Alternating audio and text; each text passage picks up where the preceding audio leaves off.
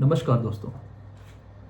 प्रेम की या being in love की इंक्वायरी को आगे बढ़ाते हुए पिछले वीडियो में हम पहुंचे थे कि हम चाहे आध्यात्मिक किसी भी वजह से हों, या तो कुछ मटेरियल पाने के लिए या कुछ नॉन मटेरियल पाने के लिए जीवन में स्ट्रगल क्यों है, इस बात का जवाब ढूंढने के लिए दोनों ही केस में एक सेंस ऑफ बिकमिंग है। कुछ होने की चाहत है। तो अगर मैं कुछ मटेरियल खोज रहा हूं तो वहां पे बात बड़ी सिंपल है कि मैं अभी ए ग्रेड का इंजीनियर हूं, मैं बी ग्रेड का इंजीनियर हूं, मुझे ए ग्रेड का इंजीनियर बनना है। मैं एक स्तर पे हूं, मुझे दूसरे स्तर पर जाना है। तो वो मुझे चाहे जैसे भी मिल जाए, या मेहनत करके मिल जाए, या हो सकता है कि मैं ज्योतिष में बहुत मानता हूँ, मैं किसी और पूजा पद्धति में बहुत मानता हूँ, या मैंने कोई व्रत कर लिया, उसकी वजह से मुझे कोई भी मटेरियल चीज़ मिल गई। और मटेरियल का मतलब हो सकता है मेरे कोई वस्तु मुझे मिल जाए, जो कोई पदार्थ मुझे मिल जाए, कोई पोजीशन मुझे मिल जाए, या जो मैं चाहता हूँ वो हो जाए। मतलब उसका संबंध बाहर से है, मेरे भीतर से नहीं है। तो वहाँ पे जो सेंस ऑफ बिकमिंग है वो बड़ी ही क्लियर समझ में आती है। और शायद लोग बहुत ही जल्द ये समझ जाते हैं, और बहुत सारे लोग ये समझ जाते हैं कि ये जो मटेरियल सेंस ऑफ बिकमिंग है, जिसमें मुझे ज़्यादा से ज़्यादा चाहिए, उसकी लाइफ बहुत ज़्यादा नहीं है। क्योंकि एक समय के बाद शरीर, जो प्रकृति है, वही जवाब दे देती है, और ये समझ में आ जाता है कि अब मैं इससे ज़्यादा तो नहीं बटोर सकता। तो ये बात शायद अभी समझ में नहीं आ रही हो, लेकिन कुछ समय बाद ये तो समझ में आ ही जानी है। तो उस सेंस ऑफ बिकमिंग को समझना कोई बहुत मुश्किल नहीं है। या अगर मेरी चाहत किसी फीलिंग से एसोसिएटेड नहीं है, और बस मैं नॉर्मल काम कर रहा हूँ कि मैं छात्र हूँ, मैंने पढ़ाई की, मुझे जॉब मिला, और मैं छात्र से इंजीनियर बन गया। तो वहाँ छात्र से इंजीनियर बन जाना, छात्र से कुछ और बन जाना, ये जो सेंस ऑफ बिकमिंग है, ये तो और भी स्पष्ट है कि बस मेरी टाइटल, या मैं जो कर रहा था वो बदल गया।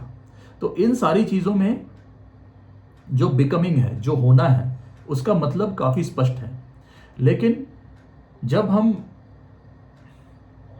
इस अवस्था में हैं जहाँ पे हम ये देखना चाह रहे हैं कि स्ट्रगल क्यों है, कॉन्फ्लिक्ट क्यों है, या ये पीड़ा क्यों है, ये संतुष्ट ना होने का भाव क्यों है, जब हम इसकी बात कर रहे हैं तो यहां भी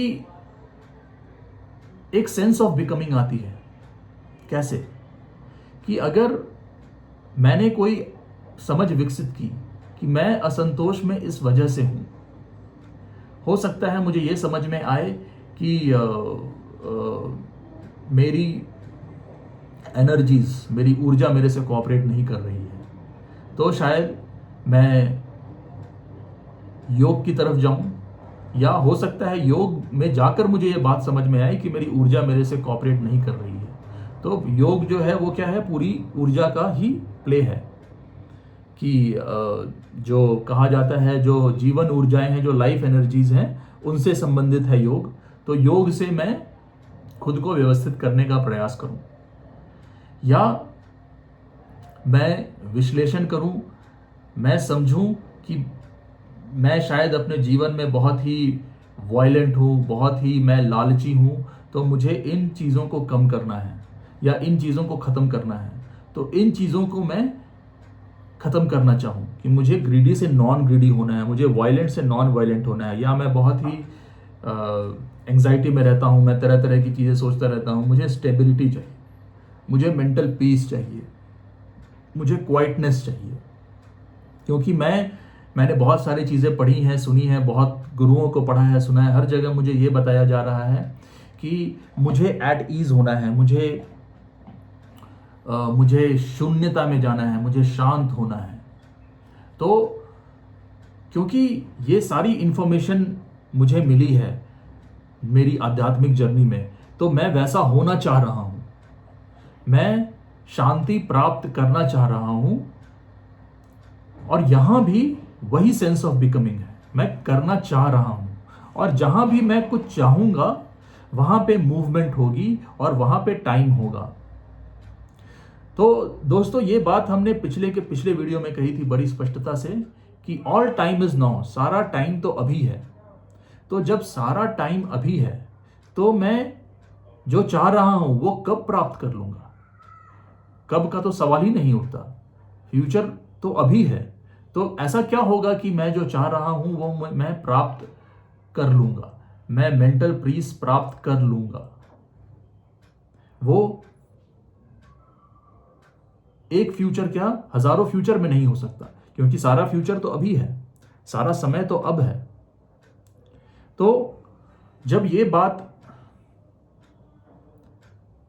तक मैं पहुंचा कि सेंस ऑफ बिकमिंग इनवर्डली भी नहीं हो सकती, मैं ये नहीं कह सकता कि मैं तो तरह तरह के ख्यालों से जूझ रहा हूं, मैं एंजाइटी में हूं, या मैं बहुत ही नॉर्मल से लाइफ में हूं, अब मुझे शांति तक पहुंचना है।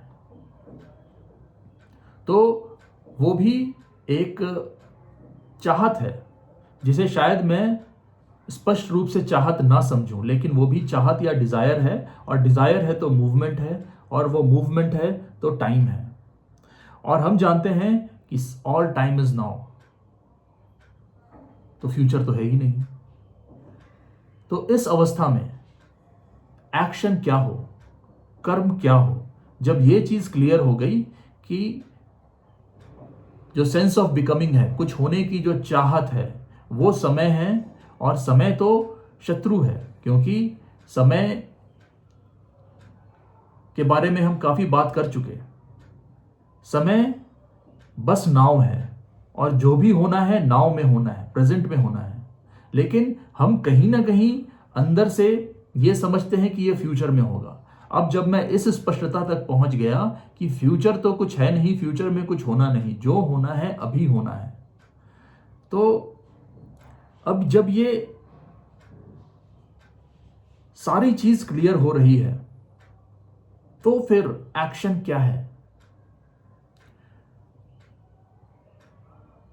और अगर मैं कहूं कि मैं कोई एक्शन लूंगा, मैं कुछ करूंगा, मैं ये क्रिया करूंगा, मैं ये पूजा करूंगा, मैं ये करूंगा, तो वो हर जगह टाइम आ जा रहा है।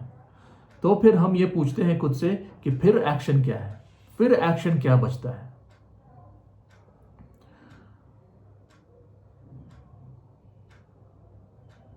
फिर एक ही एक्शन बचता है। वो जो एक्शन है वो ये है कि ये सारा स्ट्रक्चर आज ही मुझे दिख जाए, अब दिख जाए, नाव में दिख जाए, और ये जो सारा स्ट्रक्चर है जब एक बार दिख जाए तो ये नष्ट हो जाए। मैं कुछ ना करूं इसे नष्ट करने के लिए, क्योंकि मैं कुछ करूंगा तो वो टाइम में होगा। तो चाहिए ये सारा स्ट्रक्चर का नष्ट हो जाना, ये जो साइकोलॉजिकल स्ट्रक्चर है, जो कुछ बनना चाह रहा है, उस स्ट्रक्चर का नष्ट हो जाना। क्या है जो उस स्ट्रक्चर को नष्ट कर सकती है? क्योंकि ये मेरा व्यक्तिगत स्ट्रक्चर तो नहीं, ये तो कॉन्शियसनेस है या चेतना है, जो हम कह चुके हैं इस सीरीज में कि मेरी व्यक्तिगत चेतना नहीं है, मानवीय चेतना है, जिसने इस सेंस ऑफ बिकमिंग या कुछ होने के रूप में मुझे निरंतर मूवमेंट में रखा है। तो जब इस स्ट्रक्चर या ये जाल मुझे समझ में आ जाए और ये जाल मुझे दिख जाए, तो क्या हो जो ये जाल खत्म हो जाए। अगर ये जाल सिर्फ मेरे लिए खत्म होता है तो फिर ये वही मूवमेंट है, क्योंकि वहां पे मुझे लगा कि ये मेरे लिए खत्म हो गया, लेकिन दूसरे के लिए तो ये अभी भी है। ऐसा हो ही नहीं सकता, क्योंकि ये जाल में तो हम सब हैं, पूरी मानवता है। तो इस स्ट्रक्चर को नष्ट करने के लिए जो एक्शन है वही एक्शन प्रेम है, क्योंकि उस एक्शन में कोई मैं नहीं, कोई ये नहीं चाह रहा कि मैं जाल से मुक्त हो जाऊं। वो एक्शन ये चाह रहा है कि ये जाल ही ना रहे, और वो व्यक्तिगत नहीं हो सकता। तो वो एक्शन जो व्यक्तिगत नहीं है, जो पूरी सृष्टि से संबंधित है, वही एक्शन लव है, वही एक्शन प्रेम है। और प्रेम ही वो एक्शन है जो उन सारे समस्याओं को या उन सारे प्रश्नों को जो मुझे कॉन्फ्लिक्ट में रखती है, उन सारे प्रश्नों को, उन सारे समस्याओं को भस्म करने की शक्ति रखती है।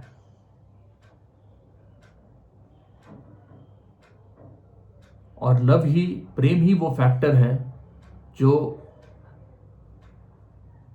टाइम में नहीं है। बाकी हम जो भी करें वो टाइम में है। इसीलिए शायद हम एक चक्र में एक नियति के चक्र में घूमते रहते हैं, जहाँ पे ऐसी थ्योरीज भी हैं, ऐसा कहा भी जाता है कि हम कई जन्म लेते हैं, लेकिन जिसे हम शायद मुक्ति कह रहे हैं, वो मुक्ति भी वो प्रेम का एक्शन है जो ये पूरे स्ट्रक्चर को एक बार देखकर इस पूरे स्ट्रक्चर को भस्म कर दे। और वो एक्शन व्यक्तिगत एक्शन नहीं है। तो इसीलिए love is the only factor, या प्रेम ही वो फैक्टर है जो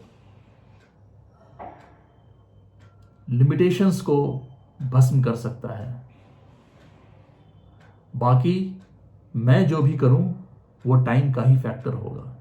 प्रेम ही वो फैक्टर है जो समय से बाहर है। धन्यवाद दोस्तों।